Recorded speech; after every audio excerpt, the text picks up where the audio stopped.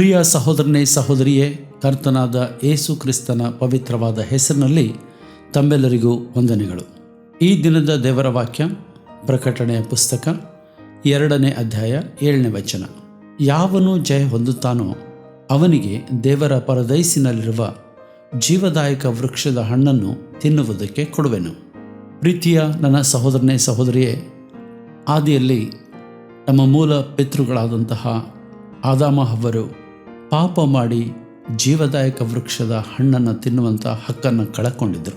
ಆದರೆ ಈಗ ರಕ್ಷಣೆ ಹೊಂದಿ ಕರ್ತನಲ್ಲಿ ನಾವು ಆತ್ಮಿಕವಾದಂಥ ಜಯದ ಜೀವನವನ್ನು ಜೀವಿಸುತ್ತಾ ಲೋಕದ ಆಶಾಪಾಶಗಳಿಗೆ ಒಳಗಾಗದೆ ಮತ್ತು ಕರ್ತನನ್ನು ಬಿಟ್ಟು ತೊರೆಯದೆ ನಾವು ಜೀವಿಸುವಂಥ ಹೆಜ್ಜೆಗಳನ್ನು ಆದುಕೊಂಡಾಗ ಮುಂದೆ ಜಯ ಹೊಂದುತ್ತಾ ನಾವು ಕರ್ತನ ರಾಜ್ಯವನ್ನು ಪ್ರವೇಶಿಸಿದಾಗ ಅಲ್ಲಿ ಆದಾಮನು ಕಳ್ಕೊಂಡಂಥ ಫಲದ ಅನುಭವ ನಿಮಗೆ ನನಗೆ ಅದು ಉಚಿತವಾಗಿ ದೊರಕುವಂಥದ್ದಾಗಿದೆ.